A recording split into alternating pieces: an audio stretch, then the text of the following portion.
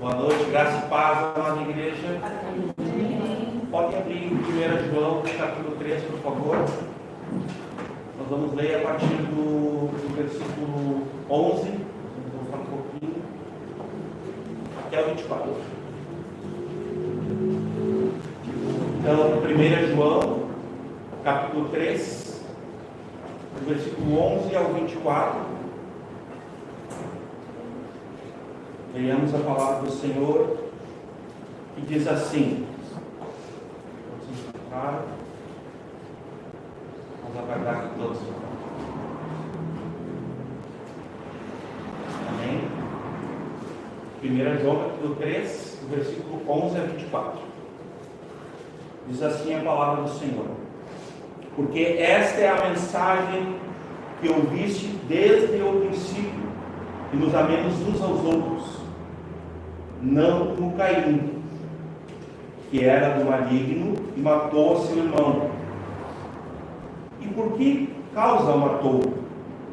Porque as suas obras eram más e as do seu irmão justas. Meus irmãos, não vos maravilheis se o mundo vos odeia. Nós sabemos que passamos da morte para a vida, porque amamos os irmãos. Quem não ama seu irmão permanece na morte. 15. Qualquer que odeia seu irmão é homicida.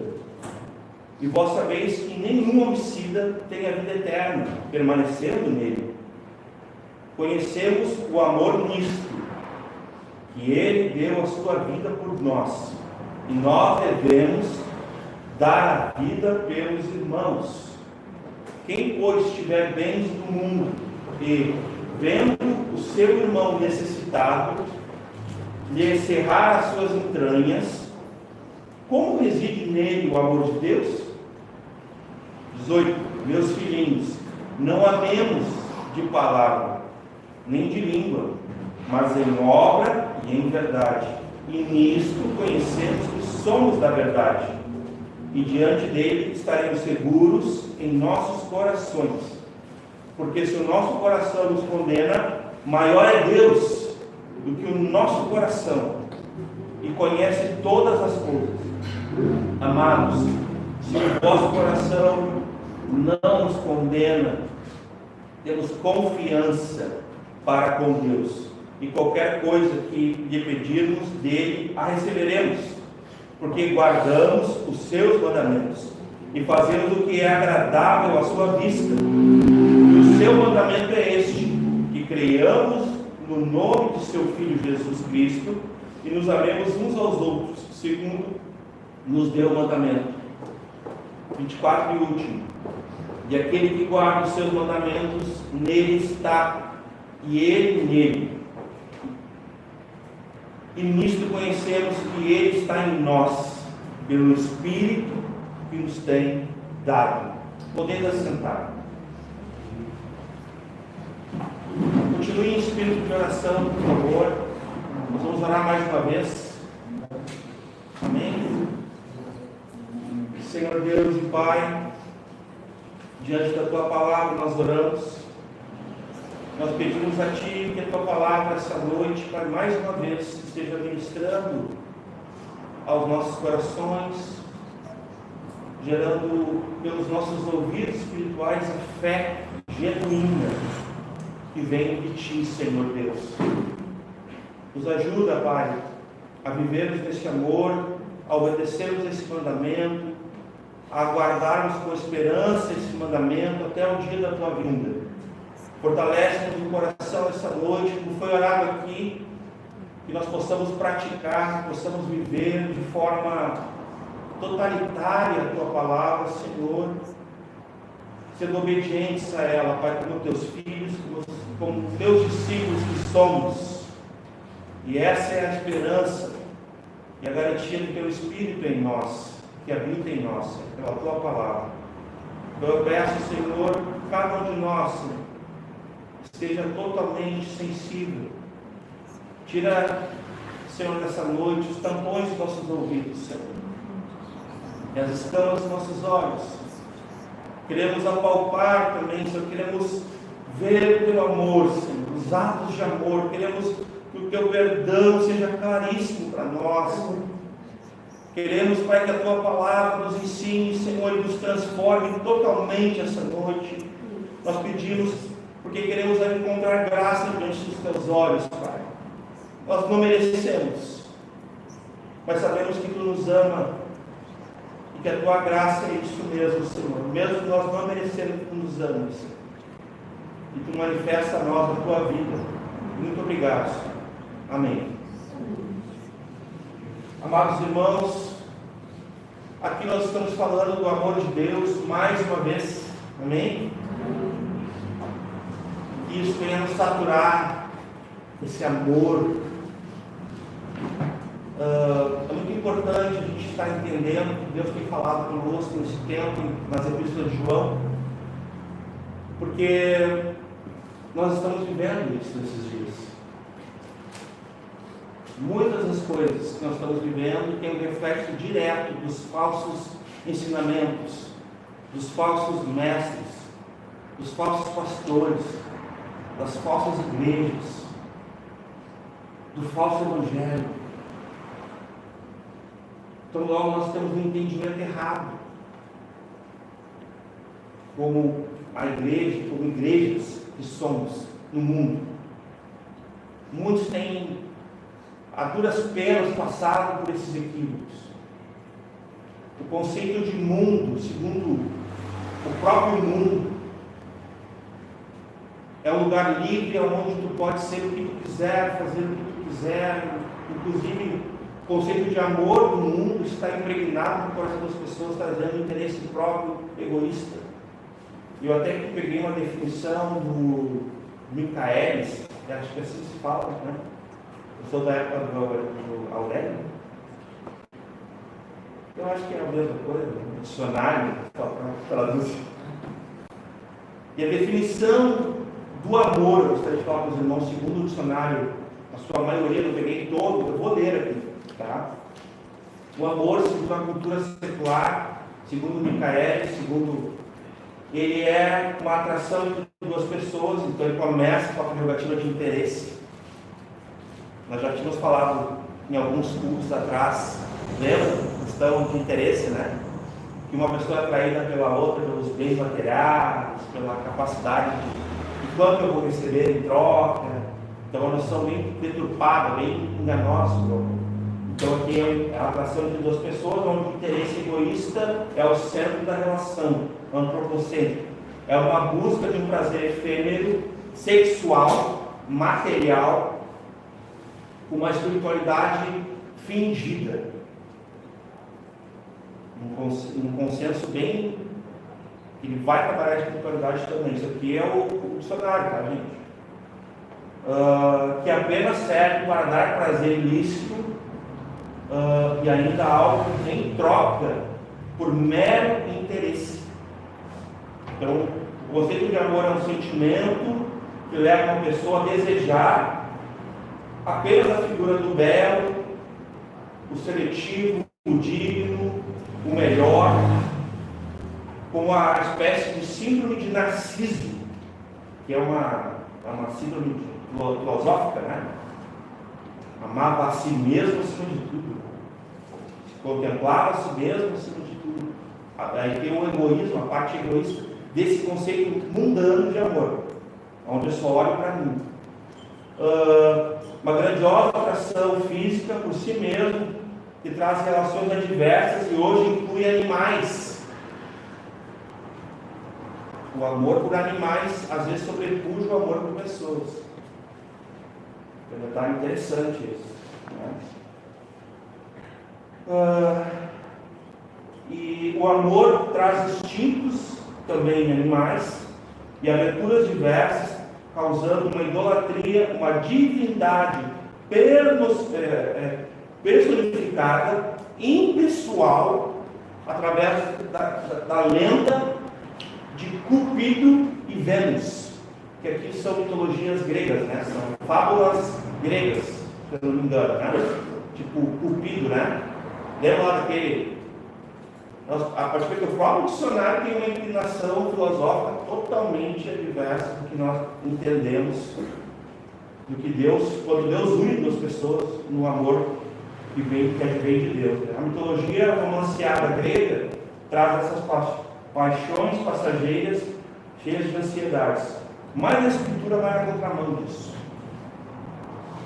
A Escritura vai definir que o amor, ele traz uma verdade absoluta, ele não busca nada em troca, mas ele se sacrifica, e ele é devoto a Deus, ele prioriza a Deus, ele ama a Deus acima de tudo, e ama o seu próximo, como a si mesmo, numa primeira instância, mas depois ele ama o seu próximo igual que Cristo, igual a Cristo. Como Cristo nos amou, Cristo deu a vida por nós, derramando seu sangue na cruz, pelos nossos pecados, nos perdoando. Então, muitas vezes o amor vai ser provado no perdão, né? Quem sou eu para não perdoar o irmão, se eu fui perdoado? Então, se eu olhar para mim, examinar a mim mesmo, julgar a mim mesmo, como eu não vou perdoar alguém se eu fui perdoado? Eu, tão grande pecador, tão vil pecador, tão falho, tão imperfeito. Mas quando me uno ao meu irmão, quando sou unido por Deus pelo seu amor ao meu irmão, nós dois imperfeitos pecadores, nós estamos juntos do ou perfeito, que é Cristo, que é o padrão bíblico para nós de amor, e Ele nos aperfeiçoou no seu amor. Cristo que cumpriu todas as exigências da lei e todos os mandamentos, inclusive de amar a Deus e amar ao próximo como Ele amou. E isso não é um novo mandamento. Isso é um mandamento que sempre foi. Então, essa noite nós vamos falar, nossos objetivos, como a gente tem dito aqui, são trazer algumas impressões diante da palavra de Deus, mas não antes sobre essa definição, para que os irmãos saibam que o conceito de amor do mundo não nos serve. O conceito de amor da filosofia não nos serve. O conceito de amor da psicanálise, que é aquele que tem necessidade egoísta de ser o centro e de ser amado, não nos serve. Mas a verdade absoluta da palavra de Deus sobre o que é o amor nos serve. Então essa definição é importante para nós todos, para o entendimento certo e uma operação certa desse amor, para que tenhamos frutos desse amor de forma certa.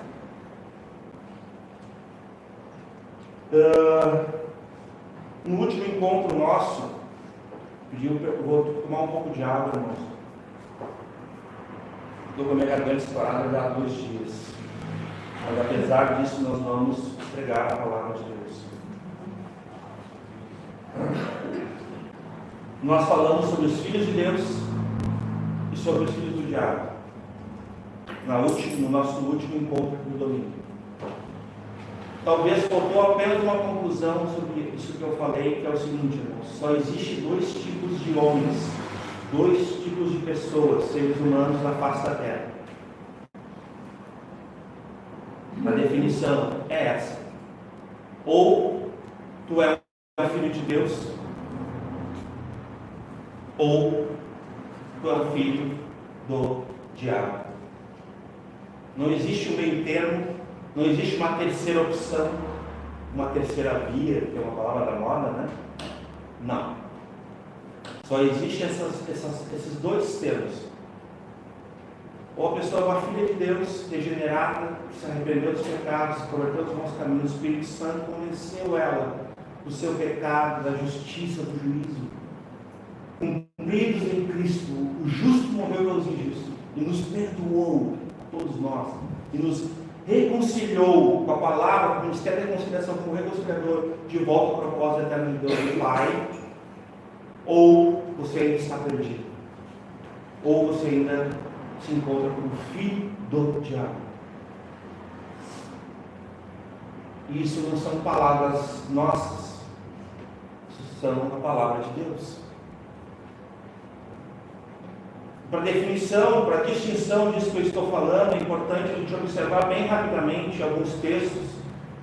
E aqui eu vou contar aí com a Carol.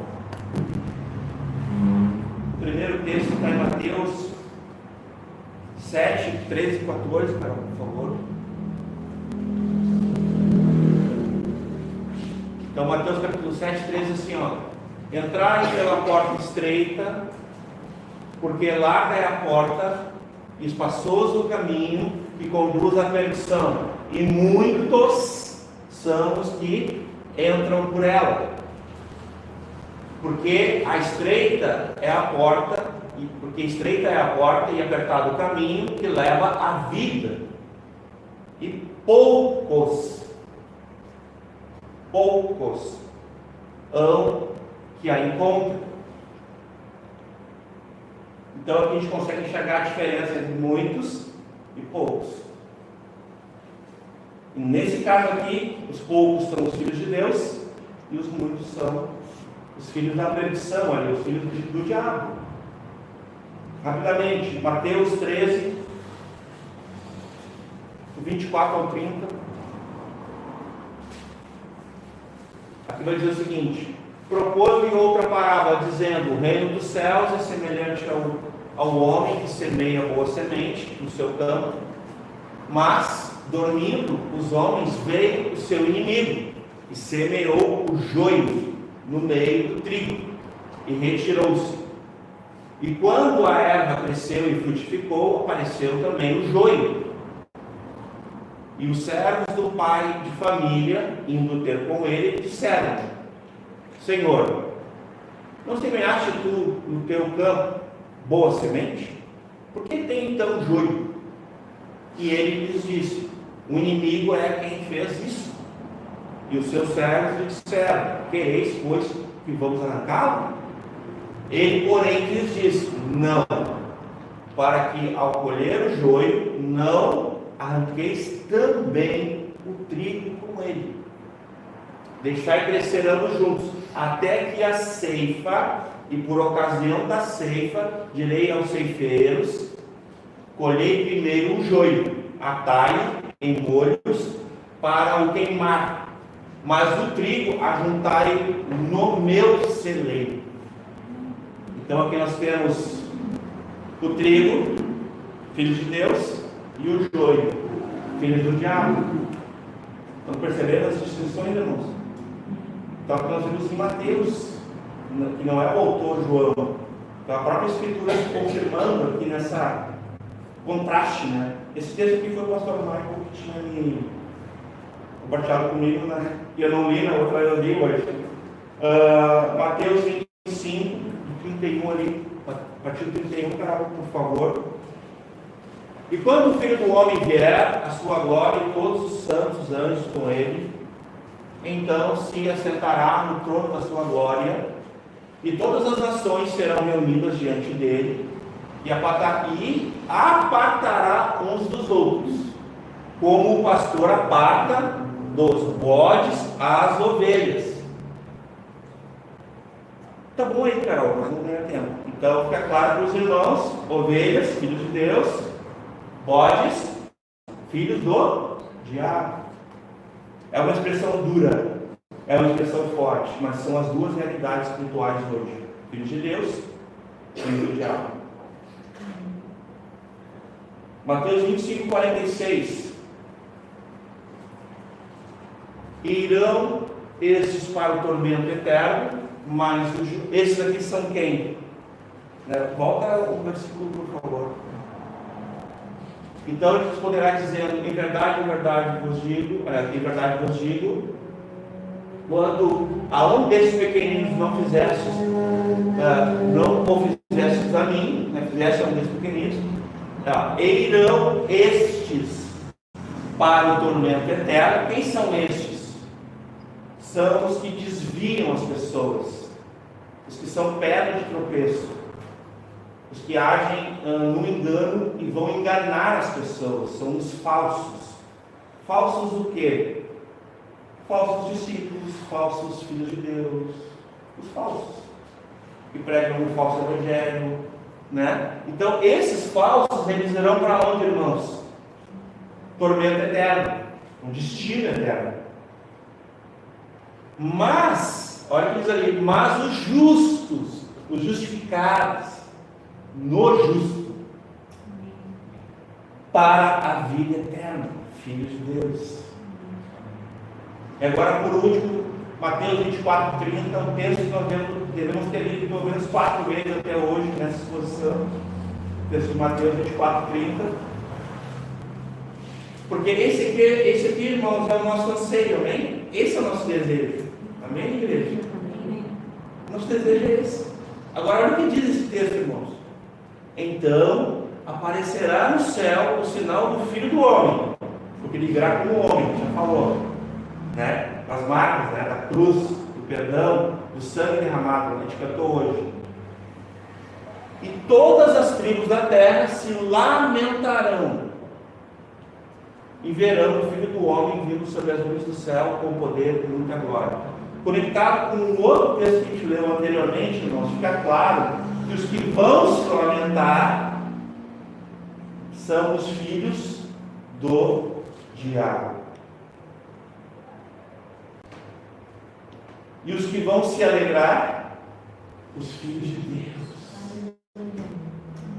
Porque o nosso prazer, irmãos, enquanto estiver aqui, nos faz cegos. Se o nosso prazer ele alcançar a visão espiritual que Deus tem para nós pelas Escrituras, pelo amado Espírito Santo que derrama esse amor no nosso coração não estará mais aqui, estará lá. Por isso que nós nos alegraremos, porque a nossa esperança não é nessa terra, meus irmãos. A palavra de Deus diz que se a vossa esperança está em Cristo somente nessa vida, nós somos os mais miseráveis de todos os homens. A nossa esperança não está aqui, irmãos. Muitas vezes parece que a nossa esperança vai por água abaixo na primeira oportunidade, quando nós damos por conta em que nós não estamos felizes, ou não estamos nos sentindo bem. Só que nós vamos ler hoje na palavra de Deus que o mundo nos odeia pelo amor de Deus. O mundo nos odeia pelo amor de Deus. Vocês entendem isso? Eu não sei como você iria conjugar essa frase, se teria uma vírgula, não sei. Mas eu sei que ela é assim: o mundo nos odeia pelo amor de Deus. Porque o amor de Deus ele é conhecido somente de quem conhece a Deus. Pela fé. Ele é derramado nos nossos corações pelo Espírito de Deus. E o mundo odeia aquilo que não conhece. Entendeu? O mundo não consegue entender. Não consegue compreender esse amor. Eu sei que eu mereço o inferno. Eu sei isso. Eu sei que eu não mereço nem o perdão, mas eu sou tão amado que eu fui salvo, fui perdoado de mim mesmo, do meu pecado, da minha transgressão, da minha desobediência. Lembra? Então eu quero trazer essa definição que talvez não tenha ficado tão clara, né? Filhos de Deus, filhos do diabo. Só existem esses dois tipos na face da terra hoje. Aliás, sempre foi assim. Não tem um terceiro tipo, tá? Só para deixar essa definição para os irmãos. Versículo 11 é assim: porque esta é a mensagem, 1 João 3, 11. Porque esta é a mensagem que ouvistes desde o princípio. Então, nós estamos voltando ao mandamento, né? E aqui nós temos que lembrar que o mandamento... Bota Mateus 22, 34 ali para mim, Carol. Olha que interessante isso aqui, irmãos. Nós vamos ler até o 40, por favor. Ó, e os fariseus, ouvindo que ele fizera emudecer os saduceus, reuniram-se no mesmo lugar. E um deles, doutor da lei, interrogou para experimentar, dizendo: Mestre, qual é o grande mandamento da lei? Jesus disse: amarás ao Senhor teu Deus de todo o teu coração. Nós vamos falar sobre essa palavra aqui hoje, coração. E de toda a tua alma, aí é o ser, né? Inteiramente, totalmente, todo o teu ser. E de toda a tua alma e de todo o teu pensamento. E este é o primeiro e o grande mandamento. E o segundo, semelhante a este, amarás o teu próximo como a ti mesmo. Nestes dois mandamentos dependem de toda a lei e os profetas. Agora veja bem, no 38, Carol.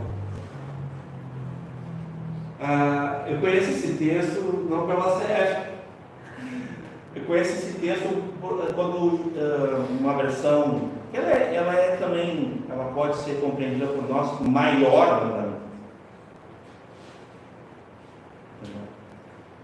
Então Jesus, eu vou fazer esse parênteses por minha parte aqui. Então, o primeiro mandamento e o maior mandamento. Nesse sentido, isso vai estar, a CF está o grande mandamento. E está também na mesma direção. Grande, maior. Isso é o grande mandamento. Né? Grande mandamento. Então, só para deixar claro essa distinção que Jesus está fazendo desses mandamentos, primeiro e segundo. Hein? Vamos lá. Então, com isso a gente conhece a mensagem dos princípios, que nos amemos uns aos outros. Agora, eu queria conversar com os irmãos, começando fazendo uma pergunta. Nós vamos trabalhar em cima de 3 perguntas aqui. Tá? A primeira pergunta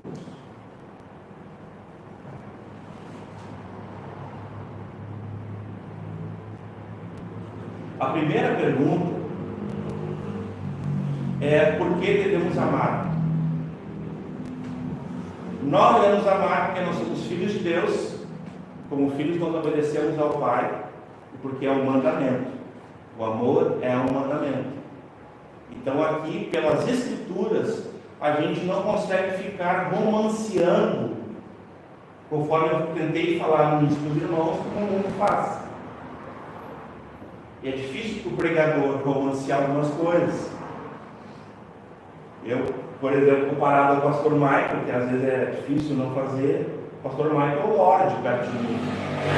Sabe um Lorde? Sabe falar, é claro, tal. Eu sou todo turbulento, bruto, eu não tenho essa capacidade de pastor Michael.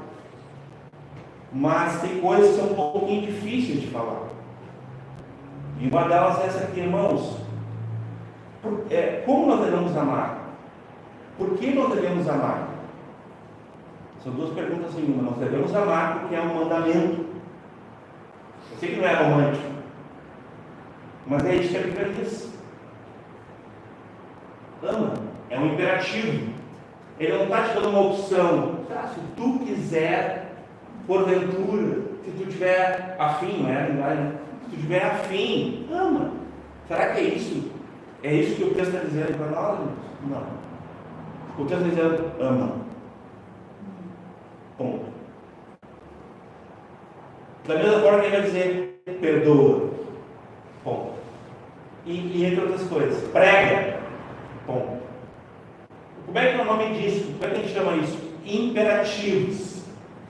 Imperativos no aspecto de que a pessoa tem que fazer, né? Tem que obedecer, tem que respeitar, porque é a lei. Só que a lei do mundo, irmãos, ela não é comparada à lei de Deus, porque a lei de Deus é perfeita. Ela é pura. Ela é segura. A lei de Deus, muitas vezes, a Escritura representa a própria Escritura. Sabia? Né, pastor? Às vezes a gente não tem algumas porções que falam: a lei está falando da Escritura de fato. Não é a lei pela lei mosaica, não, está falando da Escritura em si, irmãos. Olha que interessante isso, né?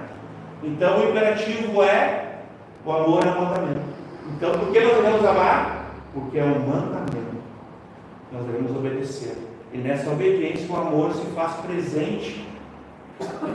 É uma evidência de nós como filhos de Deus. Nós temos comunhão com Cristo e temos comunhão uns com os outros. Agora, como nós não devemos amar, irmãos? Sabe onde está essa resposta? Versículo 12. Então, diga comigo assim, ó, como nós não devemos amar? Nós não devemos amar. Agora leia aqui comigo, ó. Não como Caim. Não como Caim. Amém? Né? Então, como nós não devemos amar? Nós não devemos amar como Caim. Por que nós não devemos amar como Caim?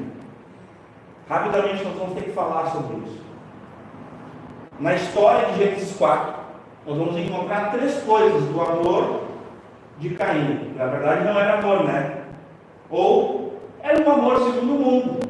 Então a gente pode colocar aqui que o amor de Caim, que não era amor, entendeu? Ele era a representação do amor, do conceito do amor do mundo atual. Então vamos lá. 3 palavras para os irmãos guardarem e entenderem sobre o amor de Caim, ou a falsidade de Caim: inveja, ciúmes e ódio. Então, como nós não devemos amar? Com inveja, com ciúmes e com ódio. Então essas 3 evidências da vida de Caim vão nos ensinar de como nós não devemos amar. Por que nós não devemos amar? Porque Caim tinha inveja, ciúmes e ódio. O ódio é um fruto da inveja e dos ciúmes nesse aspecto de Caim. Nós não vamos ler para ganhar tempo Gênesis 4. Está em Gênesis 4 a história de Caim e Abel, que vai ser citada depois no Novo Testamento. Sempre nós poderíamos colocar naquilo que a gente fez no início: filhos de Deus, Abel. Amém? Filhos do diabo, Caim. Lembra aquilo que a gente fez? Então, o que é o ciúmes nesse perdão? O que é inveja? Irmãos, a inveja, ela é maligna. Por que ela é maligna? Porque a inveja faz tu querer destruir aquilo que tu deveria imitar, amar, seguir. Eu vou repetir. A inveja, de tão maligna que ela é, normalmente a inveja aparece no coração, né, de alguém que tem essa dificuldade. Isso é um pecado, perdão, é um pecado. E é um pecado para a perdição. Na qual tu vai olhar para uma pessoa, eu vou olhar para a Marina, e a Marina ela é justa diante de Deus. A gente leu isso no outro domingo. Então, por que a gente sabe que a Marina é uma filha de Deus? Porque suas obras são justas. Então, uma característica do Filho de Deus é que ele anda em justiça, conduzido pelo Espírito Santo, obedecendo a palavra, justo. Isso é justificado por Cristo. Suas obras são retas, né? Então, eu olho para a Marina e eu tenho inveja. Aí eu tenho inveja da Marina, eu deveria fazer o quê? Imitá-la, eu devia amá-la e segui-la, ok? Mas pela inveja, o que eu faço? Eu quero destruí-la. Vocês estão entendendo, irmãos? O que a inveja faz? Eu quero matá-la. Então, não como Caim. Essa é a resposta de como nós não devemos amar. O ciúmes, ele é muito parecido, só que ele não é igual. Porque o ciúmes é uma pessoa que, na sua ignorância, por exemplo, vocês lembram da parábola do pai pródigo, do filho pródigo? Esses títulos não, mas lembra? É porque é a forma que a gente faz o endereço. Filho pródigo, ok?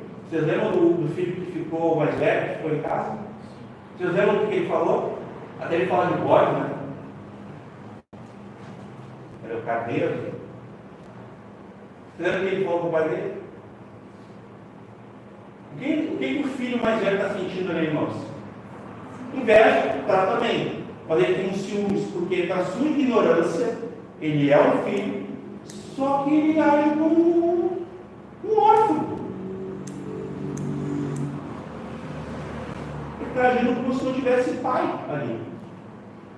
Como ele está agindo como se fosse o filho único. Tem um egoísmo, né? Porque quando a gente tenta de orar Pai Nosso, tem alguma coisa errada com o nosso cristianismo. Não foi a oração que Jesus ensinou? Portanto, orareis assim: Pai Nosso. Então, enquanto for assim, eu e tu, nunca é nós, sabe? Essa linguagem que a gente precisa aprender, porque essa linguagem também traduz nossa relação. E não é questão do inclusivismo, né? Atualmente tem essa linguagem das ideologias, né? Vamos inclusivismo, não é esse o ponto. O ponto é que é nós. Não é eu ou tu, né? É nós. E esse é o desafio do amor. Quando deixa de ser eu apenas para nos tornar nós. E o ciúmes é uma barreira para isso, porque o ciúmes, eu sou filho, tu é filho, mas não me cega. E eu não estou dentro, eu também sou filho, então eu estou tendo ciúmes do quê? Vocês entenderam a cegueira? É um engano. Porque eu não preciso desejar aquilo. O que diz os mandamentos? Eu não preciso cobiçar. Aqui eu tenho que falar com a linguagem mais... Não cobiça a mulher do próximo, um aspecto ali, né? Aquela palavra aí, cobiçar, tem tudo a ver com o que a gente está falando aqui. Cobiçar, irmão, sobretudo é roubar. Por que é roubar? Porque eu quero tomar uma coisa que não é minha. Isso veio da inveja e veio dos ciúmes. Agora, olha como o amor é diferente, irmãos. Vocês lembram do bom samaritano? Né? Vocês pensem numa coisa: aqueles que roubaram ele, que mataram ele, a prerrogativa deles era simples, tipo assim, ó, o que é teu é meu. Pá! Tomaram, sabe? O que é teu é meu. Tomaram para si. Cobiçaram e tomaram por assalto. Mas o que a gente aprende no amor do samaritano? Que o que é meu é teu. É nosso. É isso que está nos atos de amor. Eu estou até entrando para entender. Isso é um ato de amor. Porque o que é meu é teu. Viu a diferença? Então, nesse aspecto, essas três palavras, a gente está falando do ódio. O ódio, irmãos, ele vai implicar como consequência da inveja, nesse caso de Caim.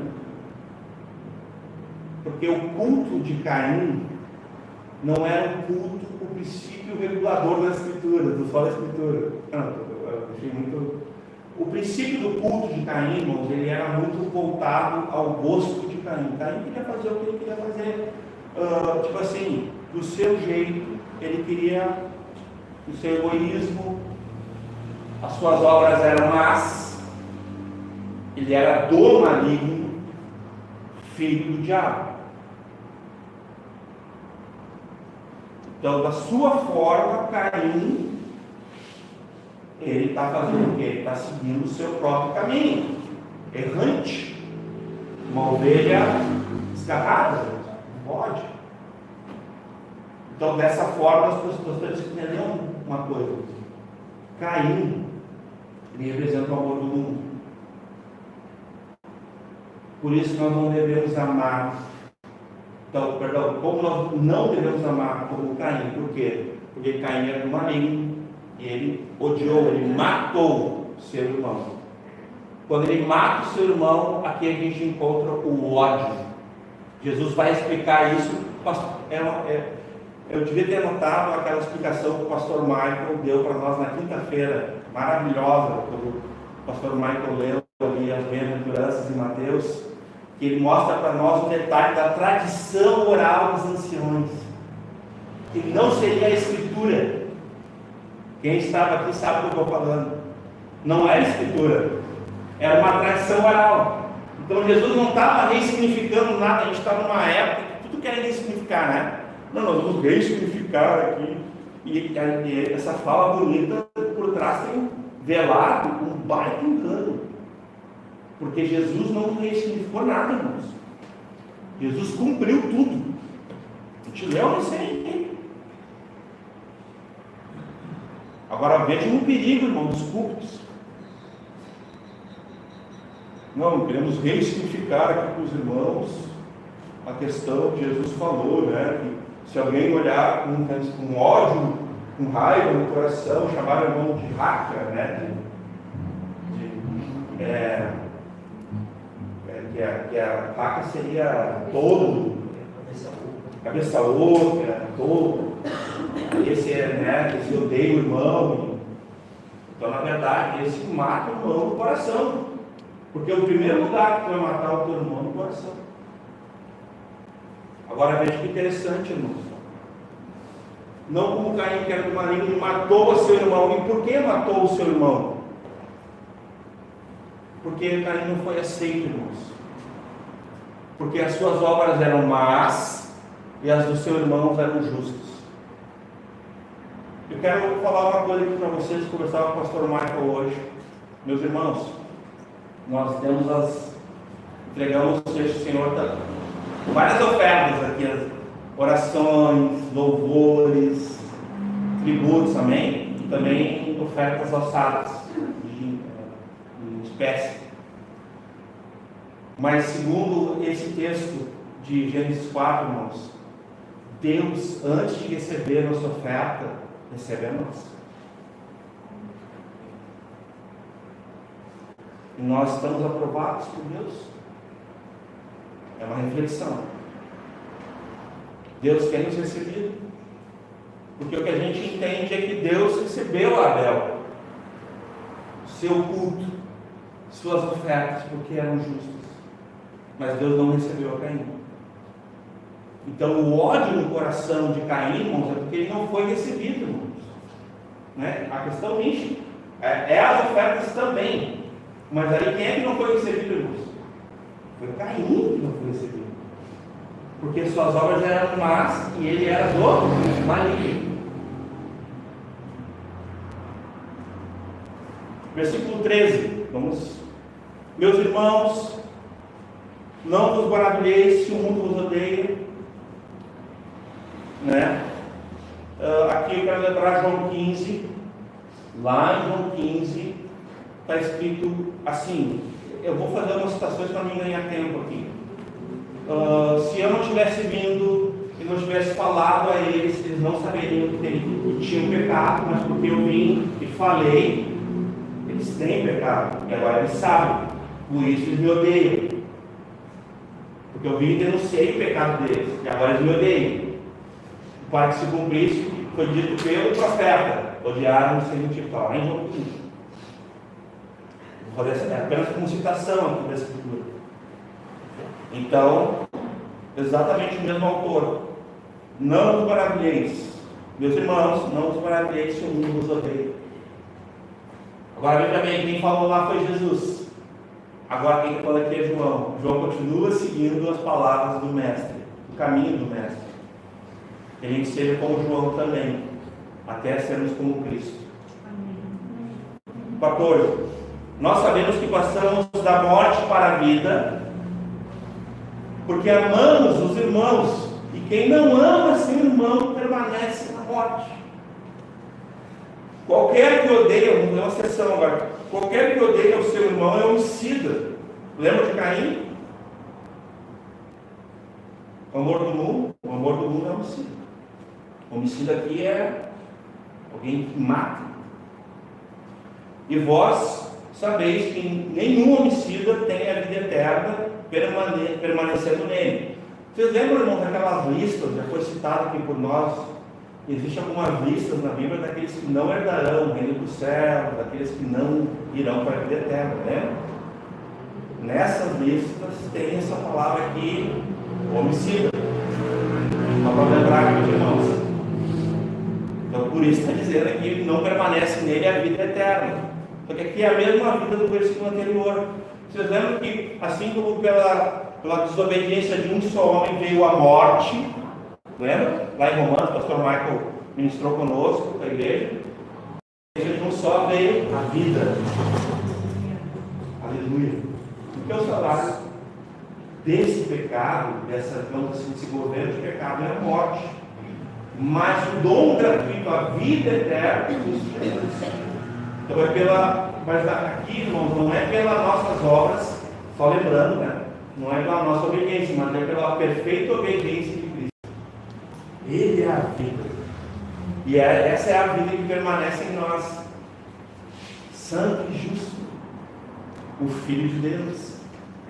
Que nos torna filhos de Deus. É nesse aspecto. Então ele vai dizer ali, nós sabemos que passamos da morte para a vida através desse, digamos assim, o Espírito Santo nos regenerando, no novo nascimento, nascendo novamente do alto, nós estamos falando, nascendo de Deus, do céu, é esse o sentido da palavra, novo nascimento. Então passamos da morte para a vida, né? Por quê? Porque amamos. A evidência do Filho de Deus, o discípulo de Jesus, é porque ele ama, segundo Deus. Amamos aos irmãos, né?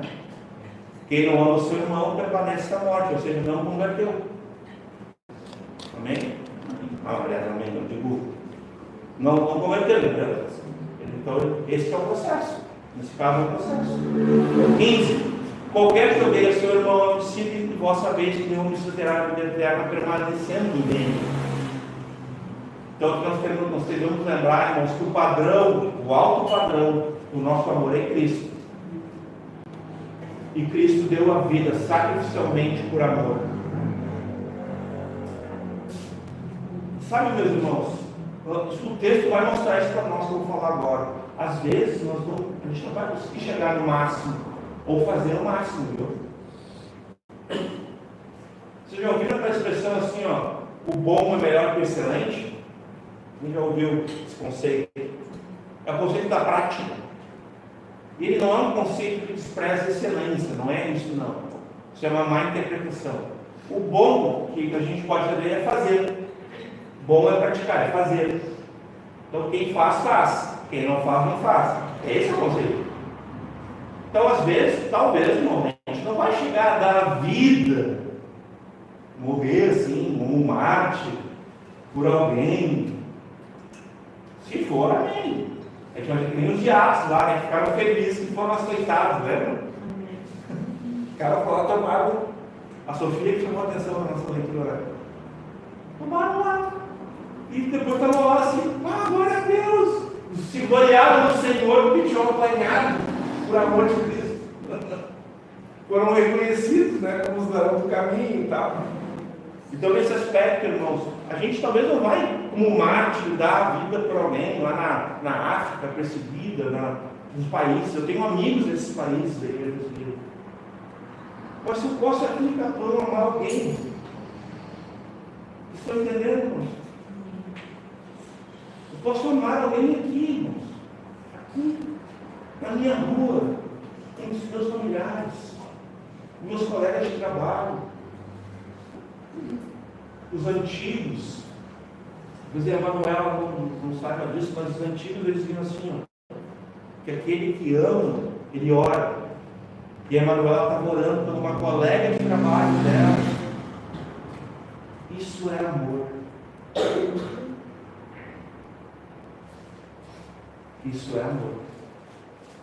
Orar por uma pessoa é um ato de amor.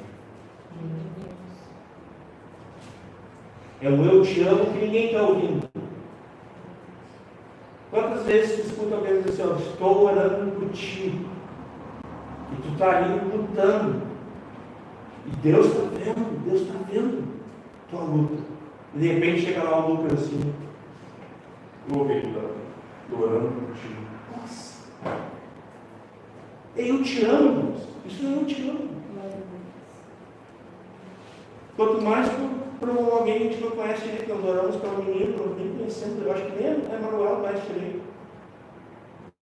Mas o que foi? Ela amou sua colega de trabalho. Quando nós oramos por alguém, minha mãe diria, que traz de cada conversão dos nossos caminhos e arrependimento de pecados, teve alguém que orou. Teve alguém que amou. E aqui vai dizer que qualquer que odeie o seu irmão homicida. Nós não podemos, irmãos, jamais aceitar no nosso coração que alguém morra para nós. Nós não podemos matar as pessoas no nosso coração. Oportuniza o perdão. Se for necessário que tu morra para que o outro tenha vida. Morra para que o outro tenha vida pelo perdão, irmãos. Não sejamos homicidas como Caim, que por causa de algum sentimento perverso do maligno, a gente venha matar o irmão do nosso coração. Ou as pessoas, às vezes não precisa nem ser o irmão, eu estou falando do irmão, tá? O texto está falando de irmão. Mas as pessoas do mundo, nós também não precisamos matá-las no nosso coração. Eles entendendo um pouco mais. Porque a gente sabe que a vida não está nisso. A verdade não está nisso. Não há nem verdade, não há luz, não há amor. Porque Deus é luz e Deus é amor. Conhecendo, 16. Conhecendo o amor nisto que Ele deu a sua vida por nós, e nós devemos dar a vida pelos irmãos. Isso está lá em João 15 também. Lembra? Que aquele que dá a sua vida pelos seus amigos, se ama, isso é o amor. E você vai ter, vós sois meus amigos, se vocês fazem o que eu vos mando. Está bem claro até, né? E aquele que tem guardado os meus mandamentos, esse é meu discípulo. Lembra lá João 15, irmãos. Fica de novo a referência, lembra? Então, conhecemos o amor nisso, que Ele deu a vida por nós, e nós devemos dar a vida pelos nossos irmãos. Quem, pois, estiver dentro do mundo, vendo o seu irmão necessitado, e lhe cerrar as suas entranhas, aqui também nós vamos encontrar também uma opção da palavra coração. O ideal é entranhas, concordo também, porque daí é o interior, né? Aí está falando daquilo que nos alimenta. Olha só, interior, intestino, entranhas. Então é mais profundo o negócio. É de dentro, né? Mas é o coração também, irmãos.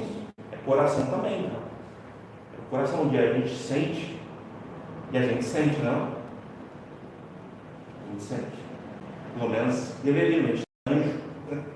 A gente é humano. Então aqui as suas entranhas, como reside nele o amor de Deus?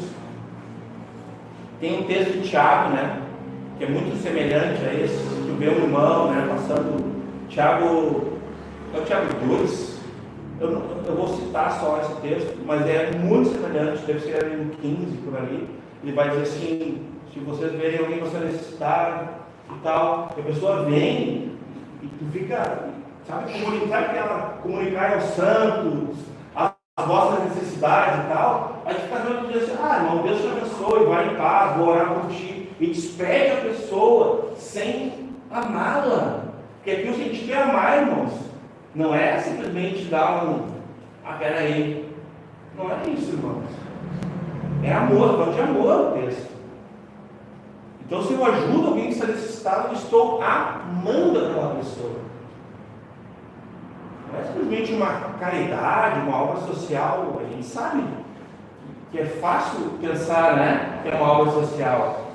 É uma linha bem tênue nesse aspecto. Então, vai dizer assim, 17. Quem, pois, estiver bem do mundo e vendo seu irmão necessitado de encerrar as suas entranhas, como nele reside o amor? Meus filhinhos. Olha o amor aqui do apóstolo, né? Meus filhinhos. Nos ensinando, né? Não amemos de palavra, ou de língua.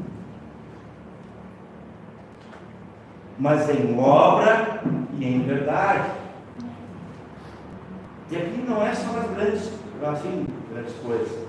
Isso é em todas as coisas, irmãos. Os atos de amor, vamos chamar assim, atos de amor, ou obras do amor, vamos combinar assim. Eles são diversificados.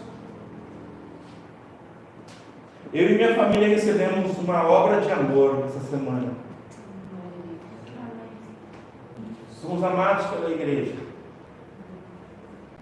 na figura da nossa filha. A igreja nos amou, fez uma festa para nossa filha. São atos de amor. Esse é o amor prático. Pequenas coisas também.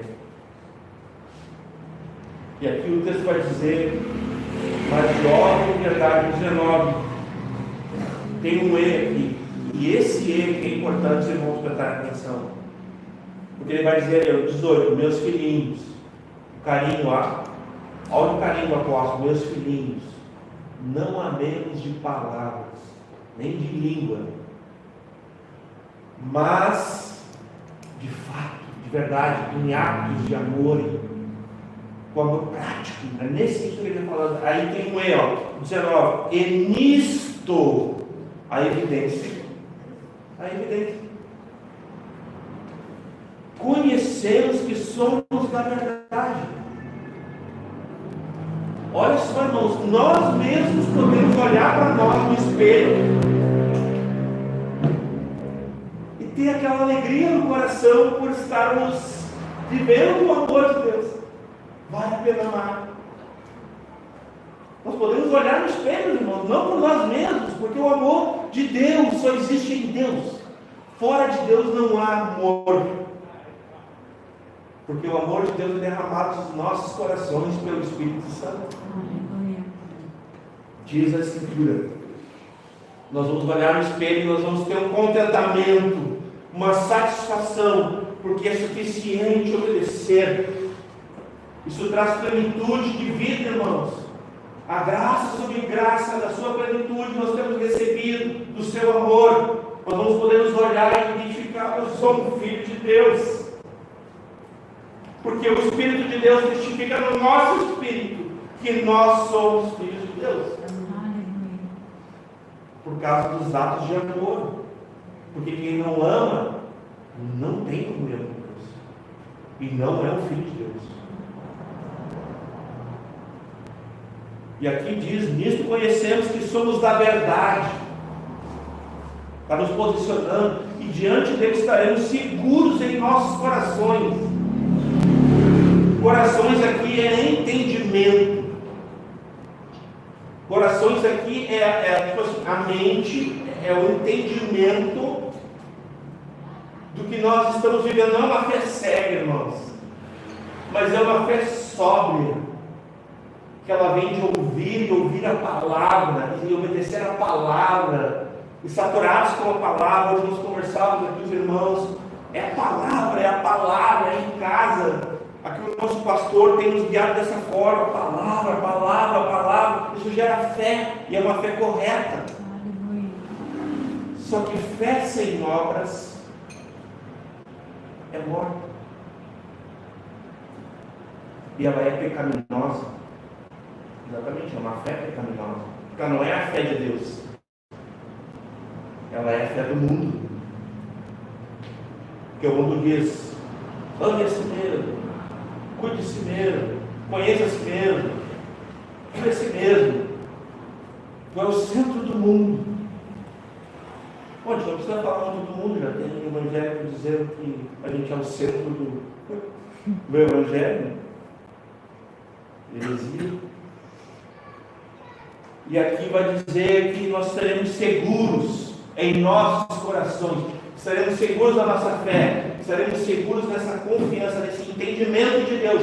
E veja bem, irmãos, nós cantamos hoje aqui, que segurança, sou de Jesus. A nossa segurança, irmãos, não está pautada em nós. Nós não conseguimos assegurar nada. Nós mal conseguimos segurar a mão de Deus, irmãos. Ou tu acha que não é Deus que segura a tua mão? Quem segura a tua mão é Deus, não é tu que segura a mão de Deus. Glória a Deus. Se fosse eu que segurasse a mão de Deus, talvez eu já teria largado.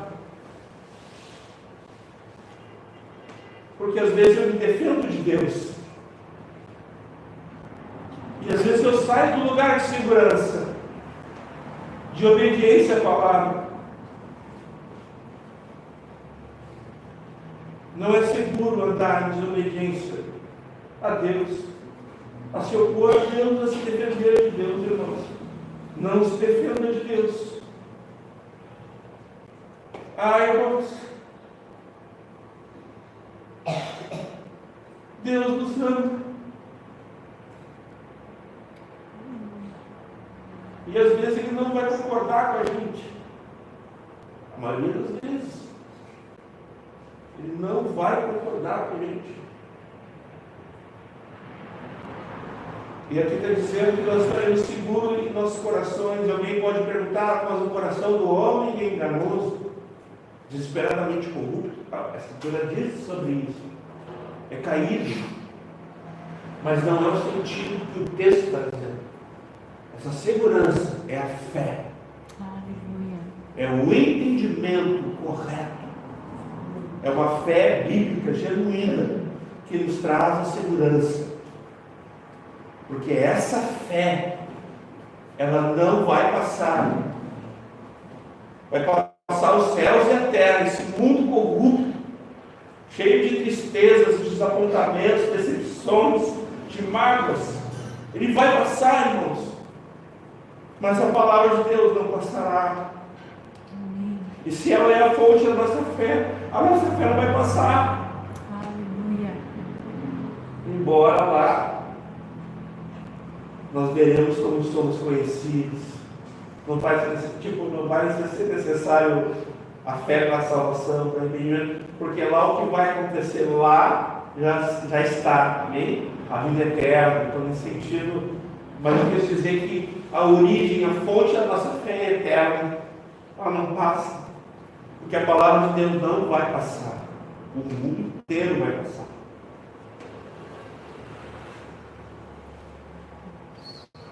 Diante dele estaremos seguros.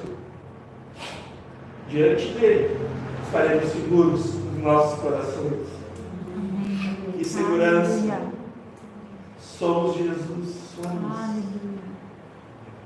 20, porque se o nosso coração nos condena, maior é Deus do que o nosso coração, e Ele conhece todas as coisas. Meus irmãos, o nosso coração nos condena.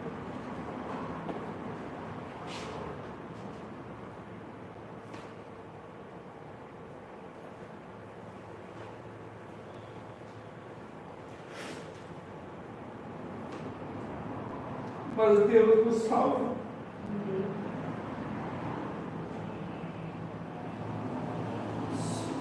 Aleluia. Ele nos salva do nosso coração, que nos condena, que nos engana, que com a sua autopreservação, com a sua corrupção, com o seu desespero, com as suas concupiscências, Ele tenta nos enganar. E Ele tenta fazer assim como Adão e Eva fizeram no Éden. Ele tenta dizer não para Deus, não, as questões do bem e do mal, não, eu decido. Não é tu que decide, eu decido. O conhecimento do bem e do mal é meu. E o nosso coração nos condena, porque está longe de Deus, está em desobediência, desarmonia. É esse o sentido. Ele não está sujeito.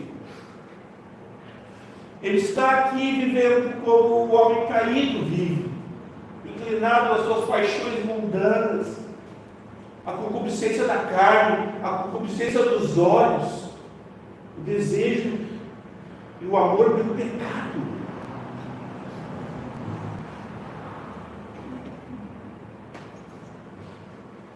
Temos confiança, amados, se o nosso coração nos condena, nós temos confiança para com Deus, porque é Deus que nos salva, é Deus que nos livra de nós mesmos, que nos salva de nós mesmos, com a verdade sobre nós.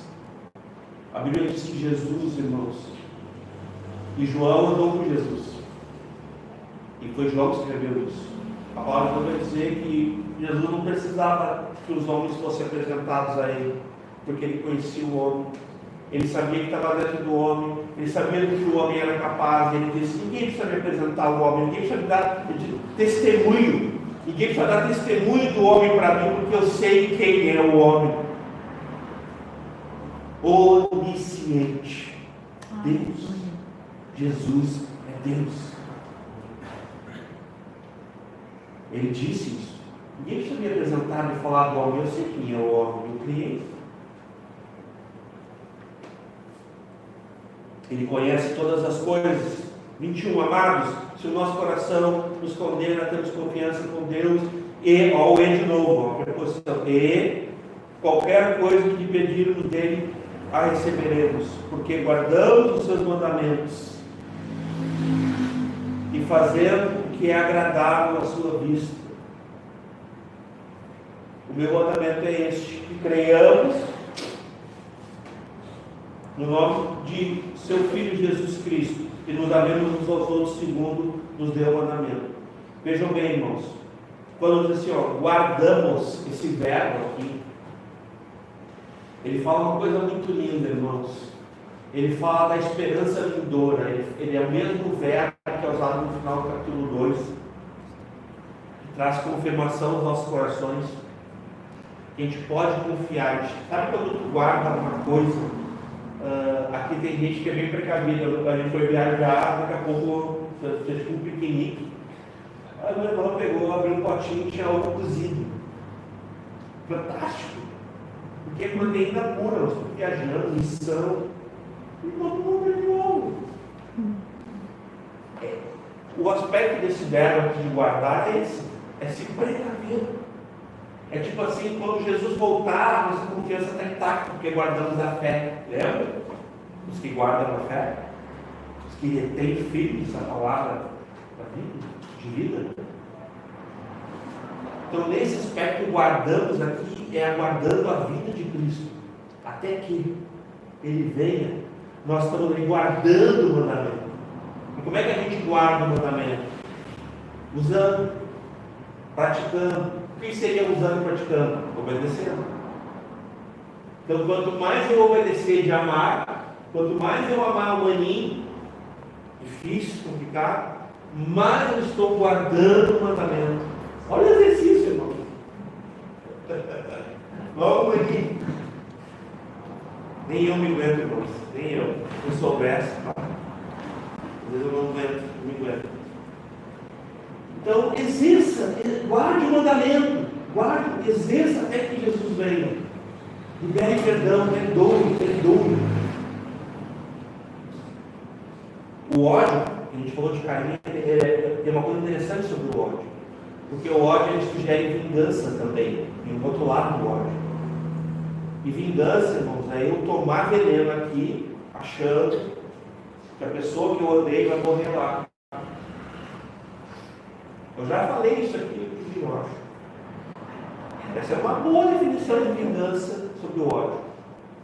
Eu queria o mal do meu próximo, sendo que eu estou fazendo mal primeiro a mim. Quem está mal sou eu. Eu sou escravo desse pecado. Porque não perdoar é pecado. A psicanálise, as filosofias aí já estão dentro das igrejas, não conceituam para a igreja, inclusive aqui os gnósticos, pré-gnósticos, docetistas aqui, eles estavam dizendo que não era pecado tu te dividir, tu odiar o irmão. Nessa época.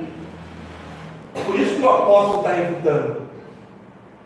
Porque eles tinham que guardar o mandamento, defender o mandamento, entendeu agora? Esse é o aspecto dessa mensagem aqui do apóstolo João. Que os gnósticos estavam dizendo, não é pecado. Tu é um indivíduo, na linguagem atual, né? Não, tu tem direitos. pode te reservar os teus direitos, pode odiar, pode te vingar. Lembra lá, olho por olho, dente por dente? O pastor Michael, uma bênção, na quinta-feira explicou para nós que não era isso que o mandamento estava. Na verdade, era uma tradição oral, eram os anciões ali nas suas culturas, ali tentando trazer uma disfarçatez do princípio, assim, do que realmente é. Jesus vem, não, é isso aqui, pá. Escritura. É isso que Jesus faz. Ali nas bem-aventuranças, Mateus 5, 6, 7. Então, irmãos, guarde o mandamento até que Jesus venha. Mas não deixe ele pegar poeira, amém? Vamos utilizar ele, o mandamento de amar ele é diário.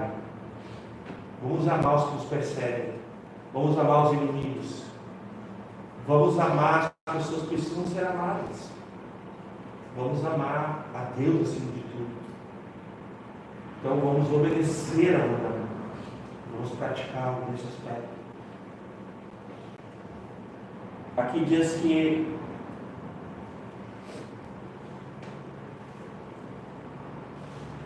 o 22, né? Qualquer coisa que pedirmos nós recebemos porque guardamos o mandamento. Então aquele que obedece a palavra de Deus, que permanece, isso está em João 15 também, tá? Eu vou encontrar essa referência dizendo, qualquer coisa que pedir em meu nome, se permanecerem em mim, e as minhas palavras permanecerem em vós pedireis o que quiseres, que será feito. Então ele está falando sobre a vontade e os mandamentos de Deus. Não está falando aleatório, né? Tipo, eu quero uma Ferrari, eu quero tal coisa, assim, por mim mesmo. Não, está falando da vontade de Deus, para o cumprimento do propósito de Deus. Então tem motivo, Jesus está falando isso, e aqui o apóstolo João repete o que Jesus está falando, mais uma vez um discípulo aparecendo aqui. E ali vai dizer, porque se guardar os mandamentos, fazemos o que é agradável à sua vista. Eu sei, como pai, eu sei que tem uma coisa que é maravilhosa, tão linda na vida dos filhos, né? Os que são pais vão concordar comigo, que eu sou eu. É quando eles veem que a gente aprova eles.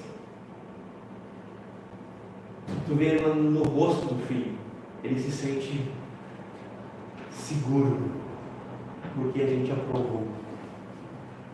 Se vocês vão perceber isso com a Ana, é um olhar de contentamento, de suficiência, que só Deus pode dar, nesse lugar seguro da obediência, de quem guarda o mandamento, observa e obedece. Quando os filhos veem a aprovação dos pais, é um ponto máximo de contentamento na vida dos filhos. E cada ato de amor que um filho vê de um pai, quando ele anda em obediência seguro, aquele filho vai guardar aquilo, o mandamento, vai guardar o mandamento e vai replicar depois para os seus. Amém, irmãos? Ele estoca aquilo, não estoca. Aí um dia ele vai usar aqueles atos de amor, de obediências, né? Então, o 23 vai dizer, fazer agradável à sua vista, é outra preposição, 23, o seu mandamento é este, que creiamos, olha a fé. Esse autor, ele fala muito da fé. Já falei que das centenas, dezenas de verbos sobre fé que ele vai usar no Evangelho de João, vai usar nas Epístolas de João e Apocalipse. Fé, fé, fé, fé, fé. Lembra? Essa é a vitória que vence o mundo. A nossa fé, quem é a fé ali? A fé, no caso, é a fé que vem do Evangelho. É o núcleo do Evangelho, é Cristo. Ele é o autor da fé. E aqui, então, que creiamos no nome do seu Filho Jesus Cristo e nos amemos. Então, a partir dessa fé, nós amemos uns aos outros, segundo, né, nos deu o mandamento. Ele nos deu o mandamento. 24, o último, e aqui concluímos. E aquele que guarda os seus mandamentos, nele está, e ele nele. Então aqui nós temos uma... Lembra que lá no início eu falei da impessoalidade do amor, do conceito do amor do mundo, né? É impessoal, né? Qualquer coisa é amor, tolerância, inclusão, essas ideologias todas aí, nesse sentido. Mas aqui está dizendo outra coisa a palavra. E aquele que guarda os seus mandamentos, nele está, e ele nele. Nisso conhecemos que ele está em nós, pelo seu Espírito que nos tem dado. O amor de Deus, irmãos, ele está em nós. Quando nós obedecemos aos mandamentos, quando nós guardamos os mandamentos, vivemos debaixo dessa autoridade das Escrituras com atos de amor. Vivemos, Senhor, amando uns aos outros, se importando, se interessando. Às vezes, se tu tem oportunidade, vai na direção do irmão. Tu viu que o irmão está meio assim? Vai lá, ama o irmão. Tenha atos de amor, meu irmão, atos concretos. Ela aí pergunta, irmãos, o profeta já diria, quem vai se importar? Quem vai perguntar? Qual deveria ser a nossa resposta? Eu vou me importar. Eu vou perguntar, eu vou mandar uma mensagem, vou mandar uma mensagem para quem a gente teve hoje aqui. E aí, tudo bem, sentindo da tua falta. Eis-me aqui, Senhor, eu vou me importar com meus irmãos, eu vou amá-los, vou na direção deles, vou me importar, vou me colocar como uma opção. Irmãos, nós estamos vivendo um mundo impessoal, indiferente, as pessoas andando de ombro, né? Tanto faz, né? Tem minha vida aqui, não estou nem aí, né? Para ninguém. É raro alguém se importar, alguém se colocar como uma opção. As últimas considerações, nós temos sido uma opção para alguém? Será que se acontecesse alguma coisa comigo, será que será que a minha esposa ali poderia ligar para alguém? Amém? Creio que sim. Porque todos vocês são opções na minha vida, na vida da minha família. É nesse sentido que nós podemos viver os atos de amor, as obras do amor, se importando, sendo uma opção. Às vezes alguém comenta comigo, assim, alguém quer vir em contato com ela e tal, já falou para mim assim, Carol mandou uma mensagem, queria tomar tal coisa, eu falei, ela só dá uma consultada, né? Então assim, isso são atos de amor também. Por quê? Porque se eu posso me tornar uma opção com o André, que seja. E a pergunta é, será que eu sou uma opção para o André? Será que eu tenho me colocado na brecha do meu irmão? Será que eu tenho vivido esse amor como um filho de Deus, guardando o mandamento, obedecendo o mandamento? Será que isso tem sido real? Aqui diz, aquele que guarda os seus mandamentos, nele está, e ele nele. E nisto conhecemos que ele está em nós. Aí ele sai da esfera do eu e vai para o nós. Ele vai concluir o capítulo. Depois ele começa uma situação falando de nós. Já não é mais nós. Então ele vai dizer aqui, e ele está em nós, pelo Espírito que nos é dado. E aqui é o Espírito com letra maiúscula, é o Espírito Santo mesmo, que é quem derrama o amor em nossos corações. É esse Espírito, né, que a gente está falando. Irmãos, o Espírito Santo está falando essa noite. E a gente pode lembrar que da palavra de Deus, não endureçados, ao ouvir a palavra de Deus, a voz do Espírito de Deus, não endureçais os vossos corações. independente de nós, muitas vezes aqui, nós somos uma congregação que está em crescimento, e às vezes crescer dói, e às vezes, né? O crescimento sempre dói. Eu tenho 2 filhas, quem é pai sabe quem é mãe. Uma dor aqui nem sabe dizer que uma dor de crescimento, né? É porque está crescendo, essa dor é comum. Então, apesar de mim, apesar de nós, né, pastor? Deus tem falado conosco nesses dias. E Deus tem falado para nós de um amor prático, um amor palpável, pautado na verdade, certificado pelas Escrituras, que vem do mandamento que nós podemos guardar, podemos obedecer, não precisamos ter medo, né? Ouvir mandamento, parece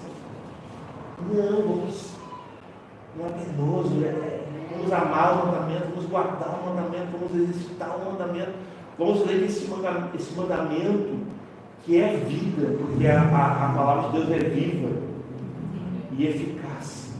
Ele tem em nós espaço para ser uma opção de amor, em atos de amor, em obras de amor, na vida dos nossos irmãos.